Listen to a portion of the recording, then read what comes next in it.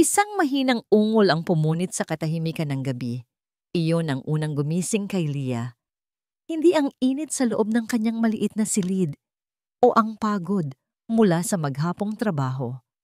Isang tunog, mahina, halos hangin lang, pero sapat na para imulat ang kanyang mga mata sa kadiliman. Napaupo siya sa gilid ng kama, pinakikiramdaman ng paligid. Ang buong mansyon ng mga De Silva ay tahimik. Tulog na ang lahat. Baka guni-guni lang, bulong niya sa sarili. Baka panaginip lang, pero narinig niya ulit. At sa pagkakataong ito, naramdaman niya ang pagtaas ng kanyang mga balahibo. Hindi ito tunog ng hayop, iba ito. Tunog ng isang taong nasasaktan. Dahan-dahan siyang tumayo. Ang bawat paghakbang sa malamig na sahig ay halos walang ingay. Sinilip niya ang pasilyo. Tanging ang liwanag ng buwan mula sa malaking bintana ang nagbibigay ng kaunting ilaw. Saan nanggagaling iyon? Sinundan niya ang tunog na para bang may isang hindi nakikitang sinulid na humihila sa kanya. Palabas ng mansyon, patungo sa malawak na hardin sa likuran. Doon, sa ilalim ng malaking puno ng mangga, huminto ang kanyang mga paa. Ang hangin ay mas malamig dito at ang tunog, mas malinaw. Nanggagaling ito sa ilalim ng lupa. Nagsimulang manginig ang mga kamay ni Leah. Ang kanyang paghinga ay bumibilis. Lumuhod siya. Idinikit ang kanyang tainga sa damuhan. At doon, narinig niya ito ng malinaw. Isang pagkaluskos, isang pag-ungol na puno ng paghihirap. Napatingin siya sa paligid. May isang bahagi ng lupa na mukhang bagong hukay at tinabunan lang ulit. Hindi maari. Ngunit ang kanyang puso ay kumakabog na parang gustong kumawala sa kanyang dibdib. Isang imahe ang pumasok sa kanyang isip. Ang imahe ng 6 na taong gulang na si Nico, ang kanyang alaga, ang nag-iisang anak ni Don Roberto. Gamit ang kanyang mga kamay, nagsimula siyang maghuhukay. Ang lupa ay malambot pa. Wala siyang pakialam sa dumi na kumakapit sa kanyang mga daliri at kuko. Ang tanging nasa isip niya ay ang tunog na unti-unti nang humihina. Hanggang sa tumama ang kanyang mga daliri sa isang matigas na bagay. Kahoy, mas binilisan niya ang paghuhukay. Ang takot ay gumagapang sa buo niyang katawan, nagbibigay sa kanya ng lakas na hindi niya alam na mayroon siya. Nang lumitaw ang takip ng isang maliit na kahon na gawa sa kahoy, halos hindi na siya makahinga. Ginamit niya ang lahat ng kanyang lakas para buksan ito. Ang sumalubong sa kanya ay isang tanawin na habang buhay niyang hindi malilimutan. Si Nico, ang kanyang maliit na alaga, ay nakasiksik sa loob. Ang mukha ay maputla, ang mga labi ay nangingitim. May kaunting gasgas sa kanyang noo. Ang kanyang mga mata ay nakapikit at ang kanyang paghinga ay napakabagal, halos hindi maramdaman. Nico, halos pabulong na tawag ni Leah. Nanginginig niyang hinawakan ang malamig na pisngi ng bata. Nico, gumising ka. Walang sagot. Isang sigaw ang gustong kumawala mula sa lalamunan ni Leah, pero pinigilan niya ito. Kailangan niyang mag-isip. Ang mansyon, si Sir Roberto. Dapat ba niyang gisingin? Tumingala siya sa malaking bahay na nababalot ng katahimikan. Kung aakyat siya para gisingin ang ama ng bata, ilang minuto ang masasayang. Mga minutong maaaring maging pagkakaiba sa pagitan ng buhay at kamatayan. Hindi. Wala ng oras. Naramdaman niya ang isang pamilyar na kirot sa kanyang dibdib. Isang alaala ng nakaraan. Isang pangakong binitiwan niya sa sarili. Hindi na mauulit ito. Sa isang mabilis na kilos, maingat niyang binuhat ang walang malay na katawan ni Nico mula sa hukay. Ang bata ay malambot at mabigat sa kanyang mga braso. Napakalamig ng balat nito. Diyos ko, tulungan niyo po kami. Dasal niya habang tumatakbo.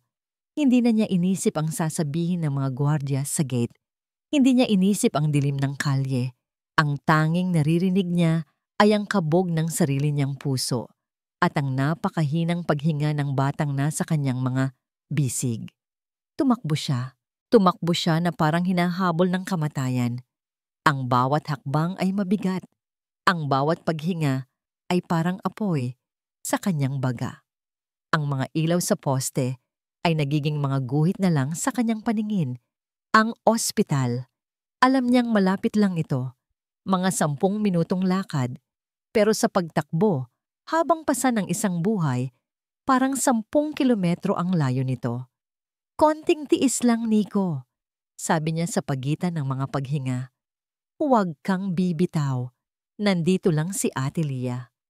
Sa wakas, natanaw niya ang mga ilaw ng emergency room. Nagbigay ito sa kanya ng huling bugso ng lakas. Sinalubong siya ng liwanag at ng gulat na mga mukha ng mga nurse nang bigla siyang pumasok na parang isang bagyo. Ang kanyang damit ay puno ng lupa, ang kanyang mukha ay may bahid ng luha at putik, at sa kanyang mga bisig ay ang halos walang buhay na si Nico. Ibinuhos niya ang lahat ng natitirang lakas sa isang malakas na sigaw. Isang sigaw na naglalaman ng lahat ng kanyang takot, desperasyon at pag-asa. Tulong! Tulungan ninyo ang alaga ko! Ang tawag na yon ang gumising kay Don Roberto de Silva. Isang tawag mula sa isang numerong hindi rehistrado sa kalaliman ng gabi. Sapat na para magising ang bawat himaymay ng kaba sa kanyang katawan. Ang boses sa kabilang linya ay kalmado, pero apurahan. Isang nurse mula sa St. Jude Hospital. Ang kanyang anak, si Nico, nasa emergency room. Hindi na niya narinig ang iba pang sinabi. Ang cellphone ay bumagsak mula sa kanyang kamay. Ang kanyang mundo, na ilang segundo lang ang nakalipas ay payapa at tahimik, ay biglang nagkawatak-watak. Ang biyahe papuntang ospital ay isang malabong alaala. Ang mga ilaw ng syudad ay humahalo sa isa't isa. Ang tanging malinaw sa kanyang isip ay ang mukha ng kanyang anak. Ang ngiti ni Nico, ang tawa nito. Pagdating niya sa ospital, isang eksena ng kontroladong kaguluhan ang sumalubong sa kanya. Nakita niya kaagad si Lia, nakaupo sa isang sulok, nanginginig. Ang damit at mga kamay ay puno ng putik, pero hindi siya dito napatingin. Ang kanyang mga mata ay nakatuon sa isang silid na may salamin. Sa loob, nakahiga si Nico sa isang kama, napapalibutan ng mga makina na hindi niya maintindihan. May tubo sa bibig nito. Ang balat nito ay napakaputla. Gumuho ang mundo ni Roberto. Napahawak siya sa salamin para suportahan ang sarili. Ang kanyang paghinga ay nag-iwan ng hamog sa malamig na ibabaw nito.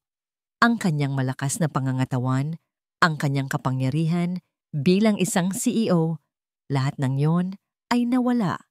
Sa sandaling iyon na ngayon, isa lang siyang ama na nakatingin sa kanyang nag-aagaw buhay na anak. Roberto, isang malambing na boses ang tumawag sa kanya. Naramdaman niya ang isang pamilyar na yakap mula sa likuran. Ang bango ng pabango ni Melissa, ang kanyang magandang asawa, ay pumuno sa kanyang mga sentido. Anong nangyari? Umiiyak na tanong ni Melissa. Ang kanyang mukha ay nakasubsob sa likod ni Roberto. Sino ang gumawa nito sa anak natin, Roberto? Sino? Humarap si Roberto at niyakap ang kanyang asawa. Sa gitna ng kaguluhang ito, si Melissa ang kanyang kanlungan, ang kanyang anghel. Hindi ko alam, mahal. Hindi ko alam. Sagot niya, ang boses ay basag. Ang mga mata ni Melissa, na puno ng luha, ay lumingon at nakita si Lia. Kumunot ang kanyang noo sa pagkalito. Si Lia, nasaan siya? Bakit hindi kanya ginising?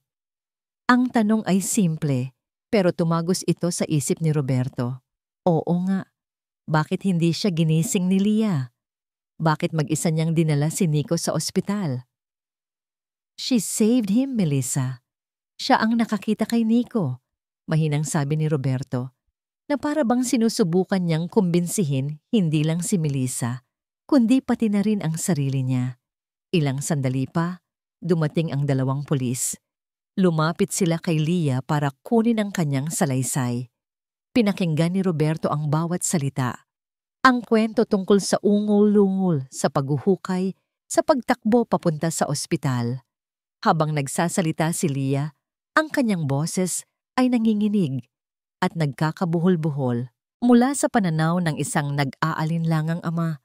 Ang kanyang kwento ay parang hindi ka panipaniwala. Masyadong kakatwa. Dahan-dahang lumapit si Melissa sa mga pulis. "Inspektor, pasensya na po sa abala," sabi niya ng may nanginginig na boses.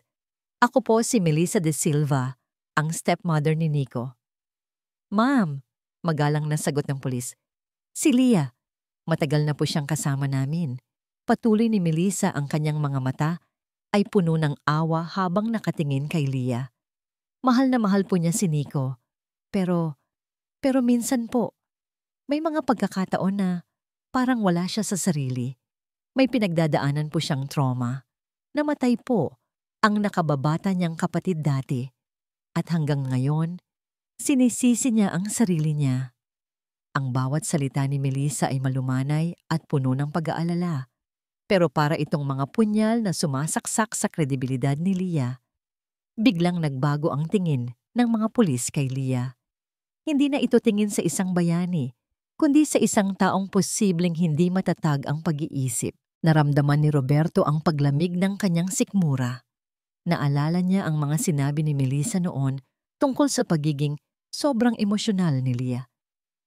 Hindi niya pinansin ang mga yun dati, pero ngayon, bumaling ang pulis kay Leah. "Miss Morales, bakit hindi mo ginising si Don Roberto? Bakit hindi ka tumawag ng ambulansya? Bakit ikaw mismo ang nagdala sa bata dito?" "Wala na pong oras," nauutal na sagot ni Leah. "Natakot po ako. Ang mahalaga po ay madala si Nico dito kaagad." "O baka naman may iba kang plano?" biglang tanong ng mas nakatatandang pulis. Tumingin si Roberto kay Leah. Ang babaeng ilang oras lang ang nakalipas ay hinangaan niya sa tapang. Sa unang pagkakataon, tiniginan ni Roberto si Leah hindi bilang tagapagligtas, kundi bilang isang estranghero. Isang tandang pananong. Ang kanyang pagkalito ay unti-unting nagiging pagdududa. Ang mas nakatatandang pulis ay bumaling kay Roberto. Ang kanyang boses ay seryoso at mababa. "Sir, mukhang kailangan naming imbestigahan ang lahat ng anggulo. Pati na ang posibleng kidnap for ransom na hindi nagtagumpay." Ang silid ay maliit, malamig, at walang bintana. Ang tanging ilaw ay mula sa isang bombilyang nakabitin sa itaas na nagbibigay ng matapang na liwanag na lalong nagpapatingkad sa kanyang pagod. Paulit-ulit niyang ikinuwento ang lahat, mula sa paggising niya sa ungol hanggang sa pagtakbo niya sa ospital. Pero sa bawat pag-uulit, nararamdaman niyang mas lalong hindi naniniwala ang mga pulis sa kanya. Ang kanilang mga tanong ay nagiging mas matalas, mas mapanuri. "May mga kaaway ba ang mga De Silva, Miss Morales? May utang ka ba sa kung sino? Bakit sa dinami-dami ng tao sa mansyon, ikaw lang ang nakarinig?" Nagsisikip ang dibdib ni Leah. Hindi ito ang dapat na nangyayari. Dapat ay tinutulungan nila siyang alamin kung sino ang gumawa nito kay Nico. Hindi yung siya ang ginigisa na parang isang kriminal. Bumukas ang pinto. Pumasok si Melissa, kasama ang isang pulis. Ang kanyang mga mata ay namumugto. Ang kanyang kilos ay mahinhin. Mukha siyang isang birhen na nagdadalamhati. "Inspektor, maaari ko po ba siyang makausap sandali?" Malambing na pakiusap ni Melissa. "Nag-aalala lang po ako para sa kanya." Umupo si Melissa sa tapat ni Leah. Hinawakan niya ang maruruming kamay ni Leah. Ang kanyang hawak ay malambot. Pero para kay Leah, parang may lason itong dala. "Leah," simula ni Melissa, ang boses ay puno ng pekeng awa. "Alam kong nalilito ka ngayon. Alam kong mahirap para sa iyo ang lahat. Lalo na kapag naaalala mo ang nangyari sa kapatid mo. Natigilan si Leah para siyang binuhusan ng nagyayelong tubig. Paano? Paano niya nalaman yon? Humarap si Melissa sa mga pulis. Ang mga luha ay nagsisimula nang mamuo sa kanyang mga mata. Pasensya na po. Napakasensitibo po ng paksang ito. Si Leah po, may kapatid siyang namatay noong bata pa sila. Isang aksidente. Pero hanggang ngayon po, hindi niya mapatawad ang sarili niya. Minsan, nakikita ko siyang kinakausap ang litrato ng kapatid niya. Minsan, tinatawag niya ang pangalan ng kapatid niya si Nico. Isang kasinungalingan. Isang napakalaking kasinungalingan. Nag-init ang mga mata ni Leah. Gusto niyang sumigaw. Gusto niyang sabihin na binaboy ni Melissa ang alaala ng kanyang kapatid. Ang sagradong alaala na yon, ginagamit ngayon ni Melissa bilang isang sandata para wasakin siya. Pero walang lumabas na salita sa kanyang bibig. Paano siya lalaban sa isang anghel na umiiyak? Niyakap siya ni Melissa. Shh, Leah. It's okay. Hindi ka namin huhusgahan. Bulong nito. Pero ang bulong ay sapat na para marinig ng mga pulis. Kailangan mo lang ng tulong. Iyon na. Ang huling pako sa kanyang kabaong. Matapos ang ilang oras, pinakawalan din siya. Pero hindi dahil napatunayan niyang wala siyang kasalanan. Pinakawalan siya dahil wala silang sapat na ebidensya para ikulong siya. Sa labas ng istasyon, naghihintay si Don Roberto. Nakatayo sa tabi ng kanyang mamahaling kotse. Pero ang kanyang mukha ay hindi na mukha ng amo na nag-aalala. Ang kanyang mga mata ay malamig. Walang emosyon. Hindi siya nagsalita. Inabutan lang niya si Leah ng isang sobre. Eto na ang huli mong sahod, sabi niya. Ang boses ay kasing lamig ng kanyang mga mata. Kasama na ang bonus para sa mga nagawa mo. Nanginginig na tinanggap ni Leah ang sobre. Sir Roberto? Umalis ka na sa pamamahay ko. Putol ni Don Roberto sa sasabihin niya. Ayoko nang makita pa ang mukha mo. Huwag ka nang lalapit pa sa pamilya ko, lalo na sa anak ko. Pero sir, si Nico, nasa panganib po siya. Pakiusap ni Leah. Ang tanging panganib na nakikita ko ngayon ay ikaw. Matigas na sagot ni Don Roberto bago tumalikod at pumasok sa kanyang sasakyan. Naiwan si Leah na nakatayo sa gilid ng kalsada. Hawak ang sobrang parang bibitayin siya. Ang pag-empake ng kanyang mga gamit ay mabilis lang. Ilang pirasong damit, isang maliit na radyo, at isang lumang litrato. Ang litrato niya kasama ang kanyang nakababatang kapatid nung mga panahong buo pa ang kanyang mundo. Kinuha niya ang litrato at mahigpit na niyakap. Habang naglalakad siya palabas ng mansyon, bawat hakbang ay parang may karayom na tumutusok sa kanyang puso. Ang mga hardinero ay umiiwas ng tingin. Ang mga katulong na dati niyang kasama sa tawanan ay nagbubulungan habang siya ay dumadaan. Nang isara ang malaking bakal na gate sa kanyang likuran, isang malakas na tunog ang narinig niya. Ang tunog ng pagsasara ng isang kabanata ng kanyang buhay. Nakatayo siya sa labas. Mag-isa, walang pera, walang trabaho, at binansagan pang baliw. Tumingala siya sa bintana ng kwarto ni Nico sa ikalawang palapag. Naisip niya ang batang nakikipaglaban para sa kanyang buhay sa ospital. Walang kamalay-malay na ang totoong halimaw ay ang babaeng nagpapanggap na anghel sa kanyang tabi. Isang butil ng luha ang pumatak mula sa kanyang mata. Pero hindi ito luha ng pagkatalo. Ito ay luha ng panunumpa. Hindi ako titigil hanggat hindi ka ligtas, Nico. Bulong niya sa hangin. Pangako. Nagising si Leah sa sarili niyang sigaw. Ang kanyang puso ay kumakaripas sa loob ng dibdib. Ang pawis ay namumuo sa kanyang noo. Panaginip lang. Isang masamang panaginip. Sa panaginip, hinuhukay niya ulit ang lupa sa ilalim ng puno ng mangga. Pero sa pagkakataong ito, huli na ang lahat. Napaupo siya sa manipis na banig sa sahig. Ang maliit na kwarto na tinutuluyan niya ngayon ay pag-aari ni Rina. Isang dati niyang katrabaho. Malayo ito sa malambot na kama at malamig na aircon sa mansyon ng mga de Silva. Pero dito, kahit paano, pakiramdam niya ay ligtas siya. Pinunasan niya ang kanyang mga luha.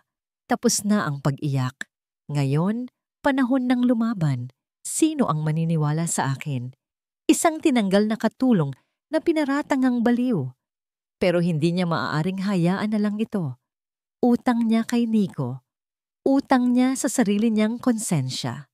Kinabukasan, gamit ang kaunting perang natitira sa huling sahod niya, nagpunta si Leah sa isang internet cafe. Ang ingay ng mga kabataang naglalaro ay hindi niya pinansin. Ang kanyang atensyon ay nakatuon sa screen. Ano ang hahanapin niya? Sinimulan niya sa simpleng pangalan, Clara de Silva. Ang unang asawa ni Don Roberto. Ang tunay na ina ni Nico. Ilang mga lumang artikulo ang lumabas, mga larawan mula sa mga social events, mga charity balls. Isang maganda at mabait na babae ang nakangiti sa mga litrato. Ang kanyang pagkamatay, ayon sa isang maikling balita, ay sanhi ng isang matagal na karamdaman.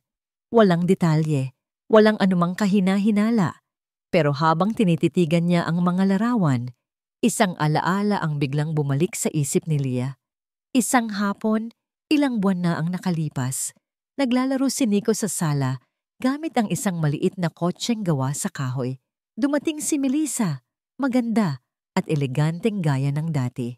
Nico, darling, why are you playing with that old thing? Tanong ni Melissa. Ang ngiti ay hindi umaabot sa kanyang mga mata. Regalo po ito ni Mami Clara. Masayang sagot ng bata. Biglang nagbago ang mukha ni Melissa. Isang malamig na anino ang dumaan sa kanyang mga mata. Kinuha niya ang laruan mula sa kamay ni Nico. This is dirty, anak. Look, it's falling apart. Itapon na natin to. Okay, I'll buy you a new one, a better one. Bago pa man makasagot si Nico, itinapon na ni Melissa ang kotseng kahoy sa basurahan. Nakita ni Leah ang lungkot sa mga mata ng bata. Hindi niya iyon pinansin noon. Akala niya, isa lang iyong simpleng pagdidisiplina. Pero ngayon, habang inaalala niya ang lamig sa mga mata ni Melissa, naramdaman niyang may mas malalim na kahulugan iyon. Hindi lang iyon, naalala rin niya ang mga bulungan ng mga dati niyang kasamahan. Tungkol kay Mang Jun, ang matandang hardinero na bigla na lang tinanggal ni Melissa. Bakit? Dahil lang ba nalimutan nitong diligan ang mga paboritong rosas ng bagong ginang? O may iba pang dahilan? Isang ideya ang nabuo sa isip ni Leah. Kailangan niyang hanapin si Mang Jun. Inabot siya ng maghapon sa pagtatanong-tanong sa mga dating kasamahan. Marami ang umiwas sa kanya, natatakot. Pero si Rina, ang kaibigang nagpapatuloy sa kanya, ang nagbigay ng direksyon. Natagpuan ni Leah si Mang Jun sa isang maliit na dampa sa gilid ng isang estero. Ang dating masayahing hardinero ay mukhang tumanda ng 10 taon. Ang kanyang mga mata ay laging tila may takot. Sa una, ayaw nitong magsalita. Wala akong alam, iha. Huwag mo na akong idamay dyan, sabi nito, habang abala sa pag-aayos ng kanyang mga sira-sirang gamit. Mang Jun, para po ito kay Nico. Pakiusap ni Leah. Alam kong may alam kayo. Kahit ano po, kahit gaano kaliit. Tungkol kay Melissa, tungkol sa pagkamatay ni Ma'am Clara. Sa pagbanggit ng pangalan ni Clara, natigilan si Mang Jun. Napabuntong hininga ito. Ang kanyang mga balikat ay bumagsak sa bigat ng isang lihim na matagal na niyang dinadala. Ang hardin ni Ma'am Clara. Iyon ang buhay niya. Mahinang simula ni Mang Jun. Kilala niya ang bawat halaman doon, lalo na ang kanyang mga halamang gamot. Pero nang dumating ang babaeng yan bilang private nurse niya, huminto siya, tila nag-aalinlangan. Ano po, Mang Jun? Tumingin si Mang Jun sa mga mata ni Leah. Nakita niya ang determinasyon doon, ang parehong determinasyon na nakikita niya dati sa mga mata ni Ma'am Clara. Mag-iingat ka, iha. Babala ng matanda, ang boses ay nanginginig.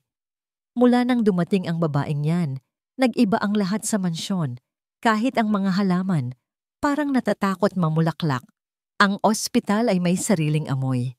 Isang pinaghalong amoy ng gamot, antiseptic at lungkot. Sa loob ng halos 2 araw, ito na ang naging mundo ni Roberto. Ang bawat araw ay pareho lang. Uupo siya sa tabi ng kama ni Nico, babantayan ang marahang pagtaas at pagbaba ng dibdib nito at pakikinggan ang ritmikong tunog ng heart monitor. Beep! Beep! Beep! Ang tunog na yon ang nagsasabing buhay pa ang kanyang anak.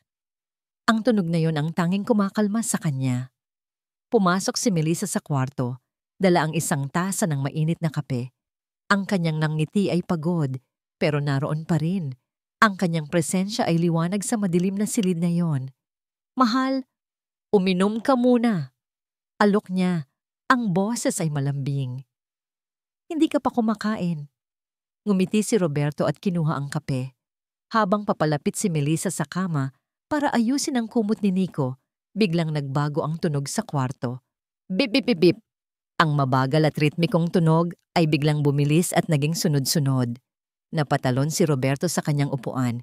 Isang nurse ang mabilis na pumasok. Anong nangyayari? Halos hysterical na tanong ni Roberto. Tumataas po ang heart rate niya, sir.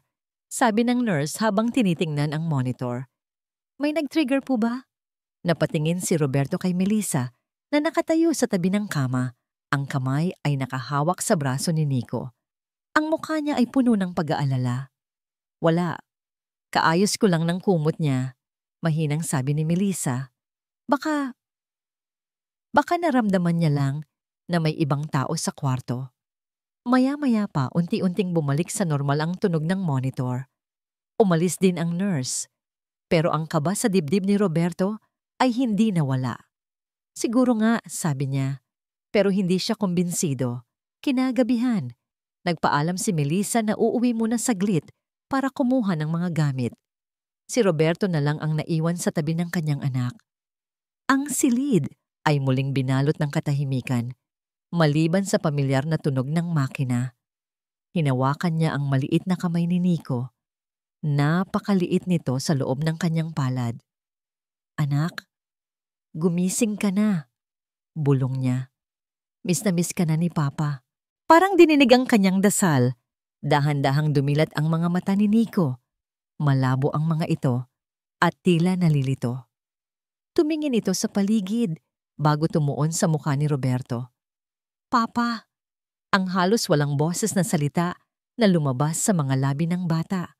Nico, anak. Napuno ng luha ang mga mata ni Roberto. Nandito lang si Papa.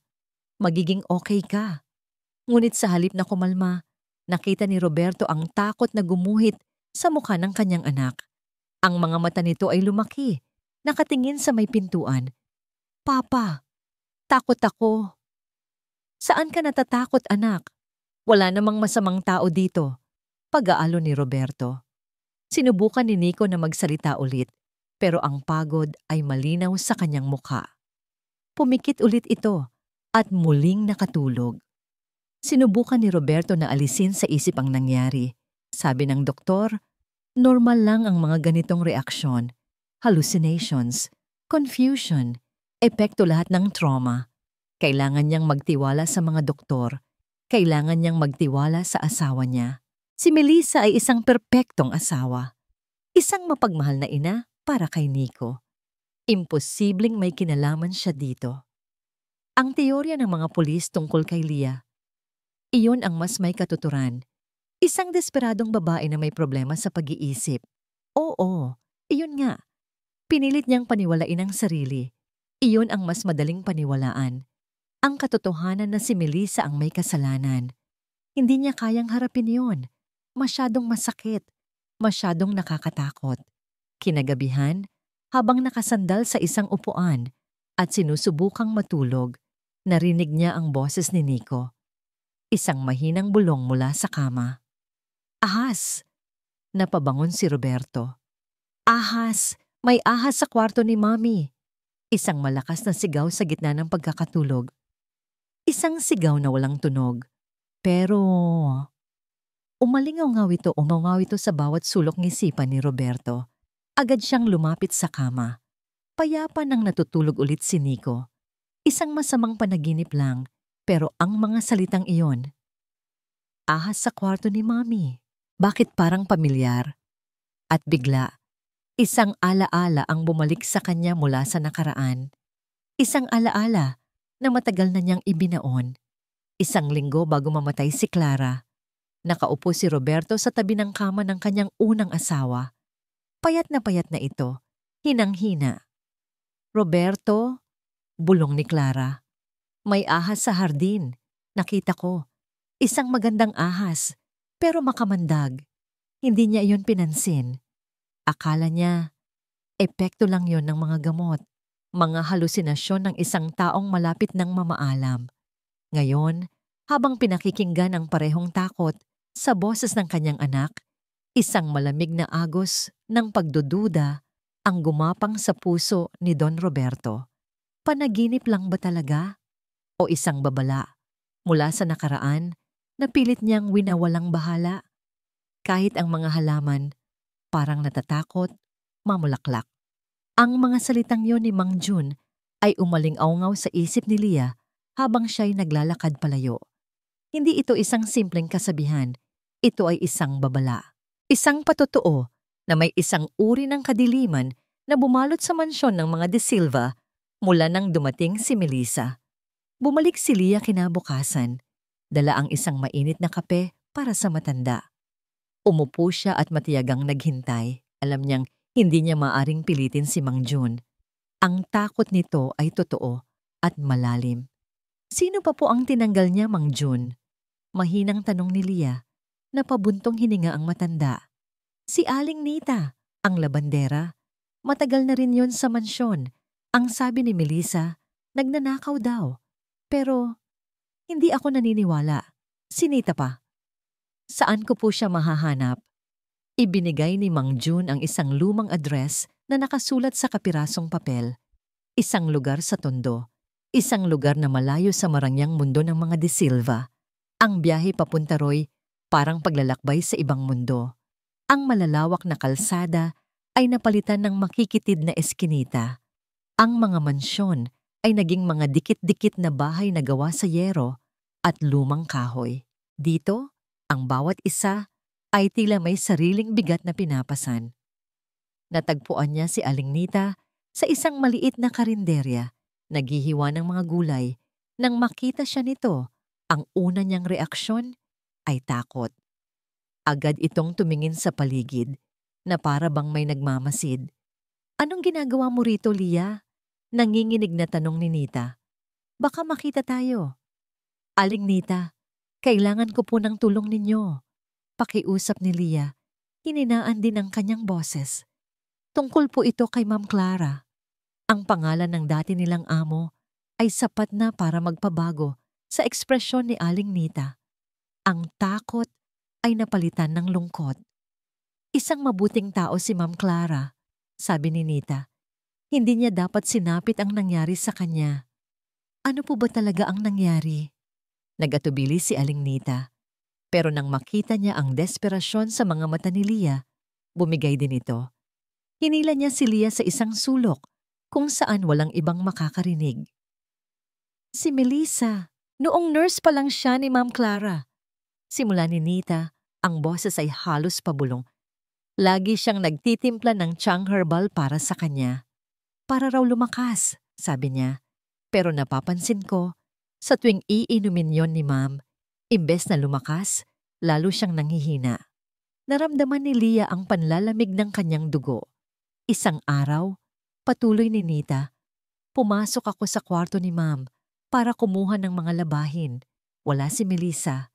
Nakita ko sa ibabaw ng mesa. May mga maliliit na bote na walang pangalan, walang label. Kinuha ni Melissa ang mga iyon at mabilis na itinago nang makita niya ako.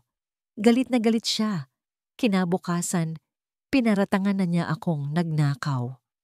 Isang flashback ang biglang dumaan sa isip ni Lia.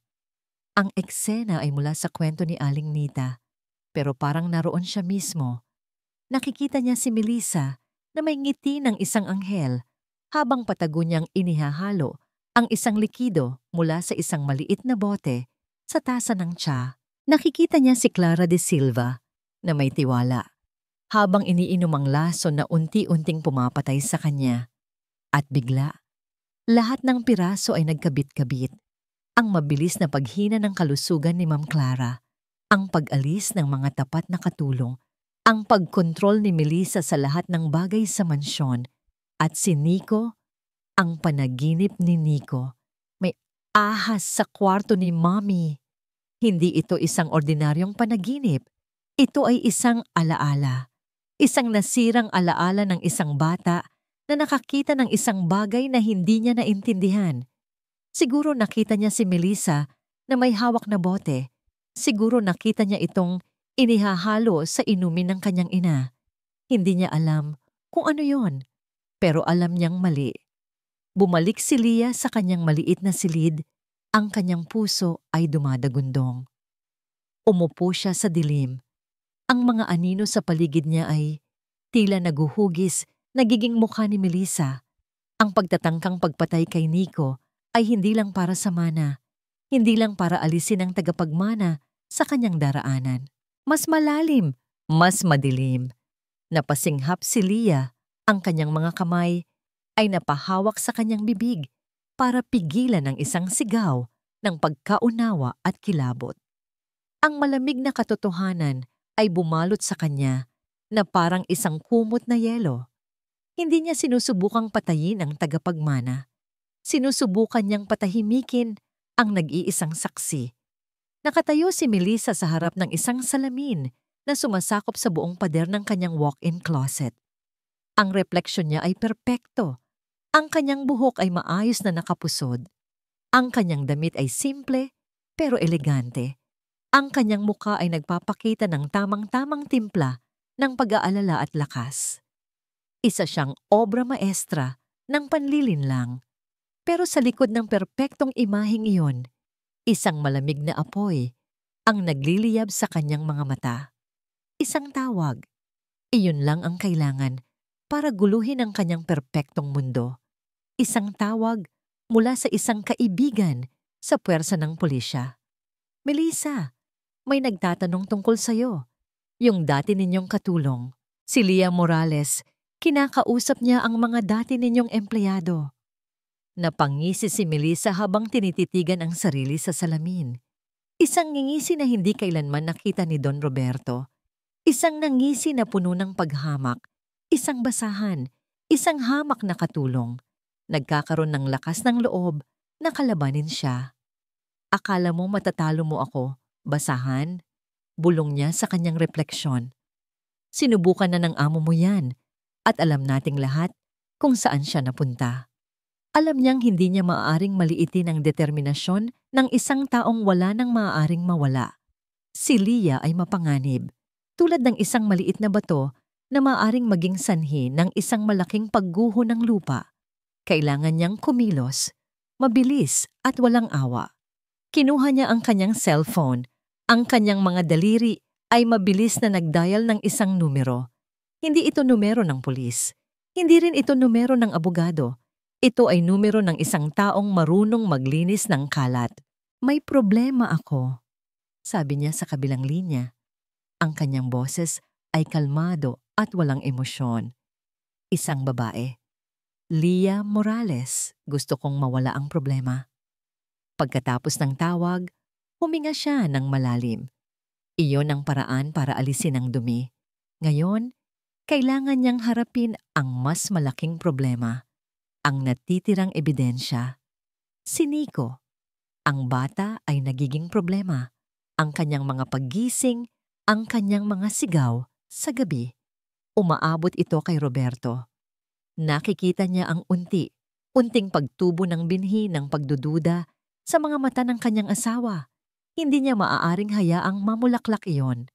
Nagpunta siya sa ospital. Ang kanyang mukha ay muling isinuot ang maskara ng isang nag-aalalang ina. Dala niya ang isang basket ng prutas at mga libro ng pambatang kwento. Sinalubong siya ng doktor ni Nico. Mrs. De Silva, magandang balita. Nagpapakita ng magandang paggaling si Nico, sabi ng doktor. Maari na nating tanggalin ang ilan sa mga aparato sa kanya bukas. Gumiti si Melissa isang perpektong ngiti. Salamat sa Diyos. Doktor, maaari po ba tayong mag-request ng absolute privacy? Ang ibig ko pong sabihin, walang bisita, maliban sa akin at sa aking asawa. Ang trauma po na pinagdaanan niya, kailangan niya ng katahimikan. Of course, ma'am, I understand. Sang-ayon ng doktor, naawa sa magandang ginang sa kanyang harapan. Nang makapasok siya sa silid, naabutan niyang natutulog si Nico. Si Roberto ay naroon, nakatingin sa labas ng bintana.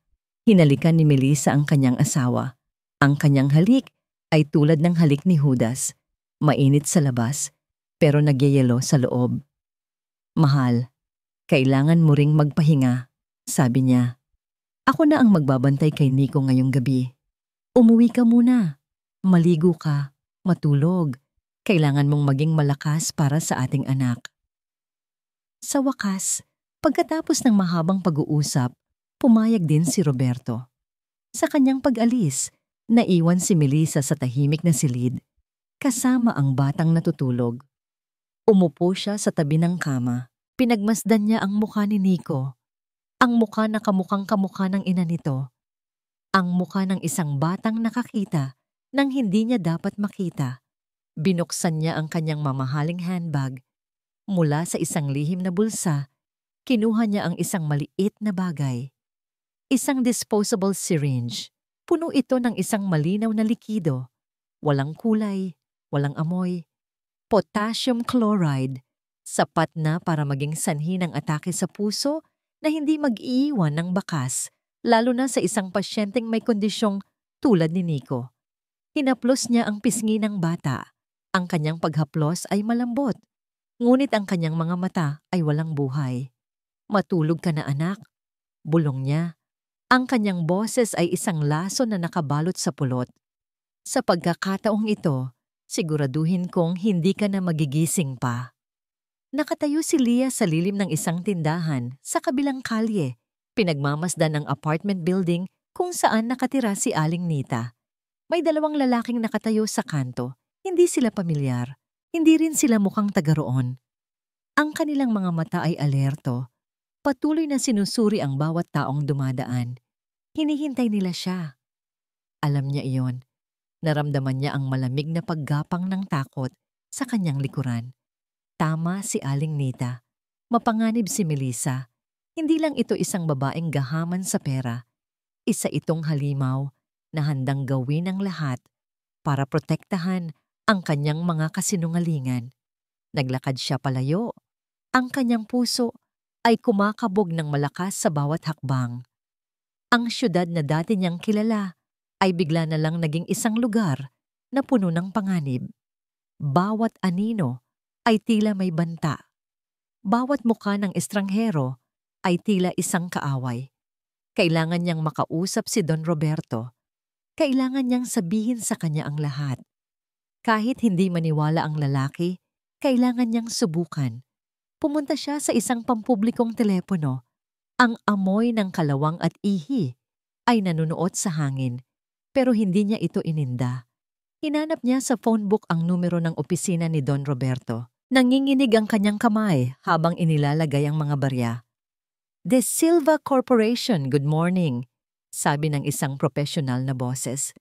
Si Sir Roberto De Silva po, please. It's an emergency. Sabi ni Leah, sinusubukang kontrolin ang panginginig ng kanyang boses. May I know who's calling? Sabihin niyo po, si Leah Morales. Ilang sandali ng katahimikan. Narinig ni Leah ang mahinang pag-uusap sa kabilang linya. Pagkatapos, ang boses ng sekretarya ay naging mas malamig. I'm sorry, ma'am. Mr. De Silva is in a meeting. He left instructions not to be disturbed, especially by you. Lalo na sa'yo. Parang isang sampalang mga salitang yon. Binabaan siya ng telepono. Napayuko si Leah. Nakasandal sa maruming pader ng phone booth. Wala na. Walang naniniwala sa kanya. Ang tanging taong maaaring makapigil kay Melissa ay ang taong pinakabiktima ng kanyang mga panlilinlang. Habang naglalakad siya, nang walang patutunguhan, bigla siyang nakakita ng 2 pulis na naglalakad sa kanyang direksyon. Agad siyang nagtago sa likod ng isang daip. Nakita niyang may hawak silang litrato. Ang kanyang litrato. Ipinapakita nila ito sa mga nagtitinda sa bangketa. Hinahabol na siya. Isang reklamo ng harassment mula kay Melissa. Walang duda. Tumakbo siya. Pumasok sa mga eskinita. Nakikipagsiksikan sa mga tao sa palengke. Sinusubukang mawala sa paningin nila. Nang sa wakas ay makahanap siya ng isang lugar para magtago, isang madilim na pasilyo sa pagitan ng 2 gusali. Doon na bumuhos ang kanyang luha. Luha ng pagod, takot, at kawalan ng pag-asa. Nakatayo siya sa isang gabing walang mga bituin. Mag-isa. Hinahabol, walang kakampi. Naramdaman niyang nag-vibrate ang kanyang lumang cellphone sa bulsa. Isang text message mula sa isang numerong hindi niya kilala. Leah, sinita to. Ingat ka. Narinig ko usapan ng mga nurse. Ililipat daw nila si Nico bukas ng umaga. Sa isang private facility daw. Napatigil sa pag-iyak si Leah. Nanlamig ang buo niyang katawan. Private facility. Alam niya kung ano ang ibig sabihin yon. Isa yung kasinungalingan. Isang lugar kung saan maaaring tapusin ni Melissa ang kanyang binabalak nang walang nakakakita. Isang lugar kung saan maaaring mamatay si Nico dahil sa isang komplikasyon. Ito na ang huling hakbang ng halimaw. Ang hatol ng kamatayan para kay Nico. Tumingin siya sa kanyang paligid. Ang madilim at maruming eskinita. Ang basurang nagkalat. Ito ang kanyang mundo ngayon. Pero hindi ito ang magiging mundo ni Nico. Kinuha niya mula sa kanyang pitaka ang nag-iisang bagay na nagbibigay sa kanya ng lakas. Ang kupas na litrato ng kanyang kapatid. Pinunasan niya ang kanyang mga luha at tinitigan ang nakangiting mukha sa larawan. Hindi na mauulit ito, bulong niya. Ang mga salitang yon ay hindi na isang simpleng pangako.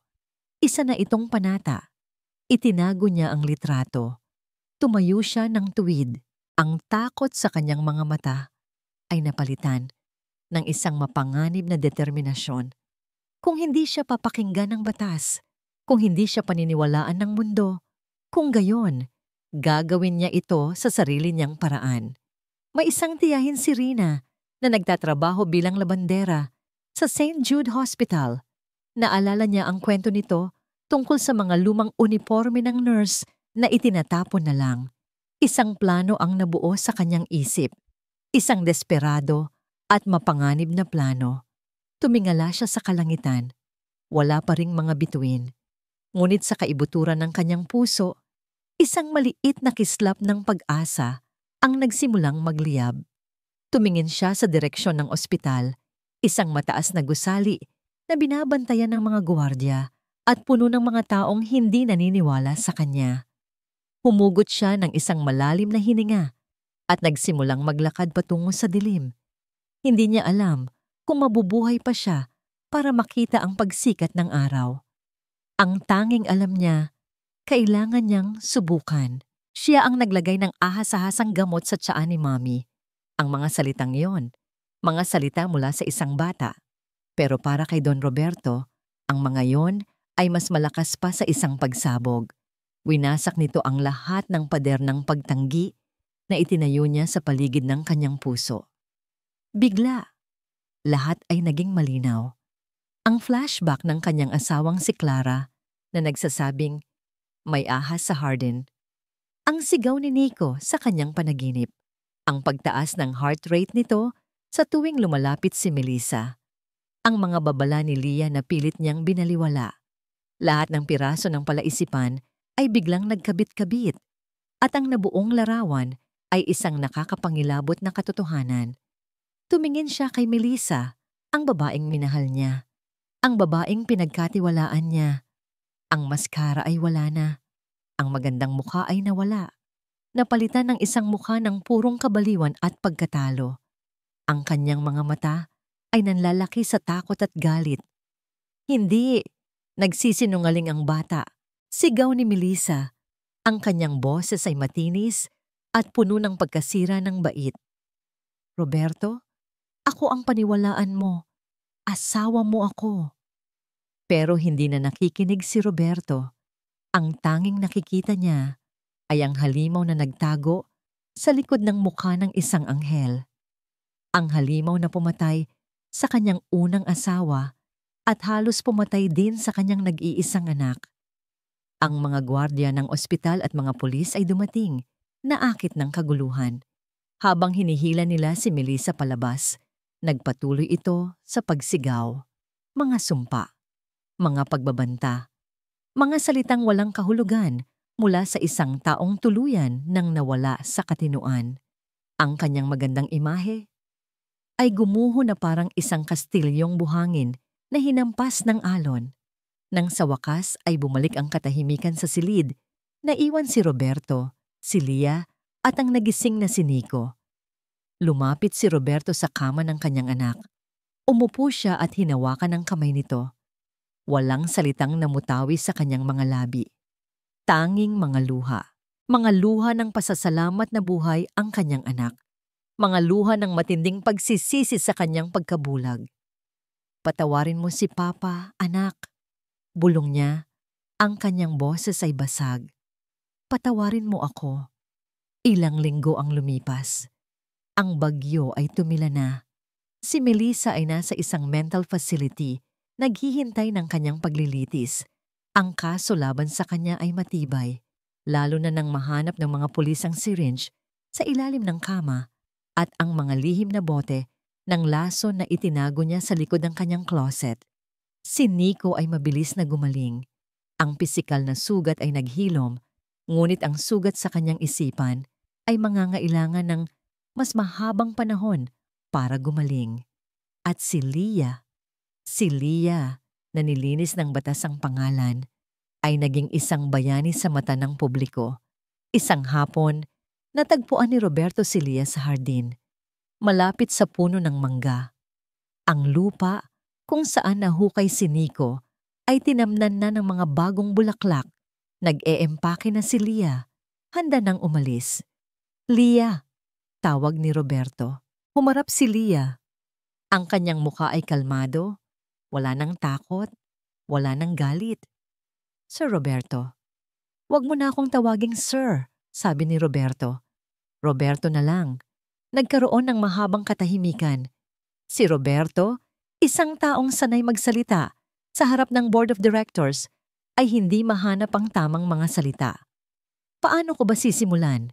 Sabi niya, napabuntong hininga. Ang salitang sorry ay parang hindi sapat. I'm sorry, Lia, sa lahat. Sa hindi ko paniniwala sa'yo, sa paghusga ko sa'yo, sa lahat ng panganib na pinagdaanan mo dahil sa akin. Naintindihan ko po, mahinang sagot ni Lia. Ang mahalaga po, ligtas na si Nico. Dahil sa'yo, sabi ni Roberto, iniligtas mo siya, iniligtas mo kaming dalawa. Inalok niya si Lia ng malaking halaga ng pera. Isang pabuya, isang paraan para makabawi. Pero magalang itong tinanggihan ni Lia. Hindi ko po kailangan yan, sabi niya. Kung gayon, ano? Tanong ni Roberto. Manatili ka. Hindi bilang isang katulong. Gusto kong maging bahagi ka ng buhay ni Nico. Bilang kanyang tagaprotekta. Bilang isang kaibigan. Bilang pamilya. Tumingin si Lia kay Nico na masayang naglalaro ng bola sa di kalayuan. Ang tawa ng bata ay parang musika sa hardin. Isang maliit na ngiti ang sumilay sa mga labi ni Lia. Ang huling eksena ay hindi naganap sa loob ng mansyon. Naganap ito sa sa ilalim ng araw. Si Lia, kasama si Nico, ay nagtatanim ng isang bagong puno. Isang maliit na puno ng mangga sa tabi ng mga bagong bulaklak. Habang naghuhukay sila ng lupa, hindi na ito isang paalala ng isang madilim na gabi. Ito ay isang simbolo ng isang bagong simula. Isang pangako ng isang mas maliwanag na kinabukasan. Napanood sila ni Roberto mula sa malayo. Sa wakas, Pagkatapos ng mahabang panahon, naramdaman niya ang tunay na kapayapaan. Alam niyang marami pa siyang kailangang ayusin, lalo na sa sarili niya. Pero sa ngayon, sapat nang makita ang kanyang anak na muling tumatawa sa piling ng babaeng nagpakita sa kanya kung ano ang tunay na kahulugan ng katapangan. Isang katapangan na hindi nagmumula sa yaman o kapangyarihan, kundi sa isang pusong puno ng pagmamahal.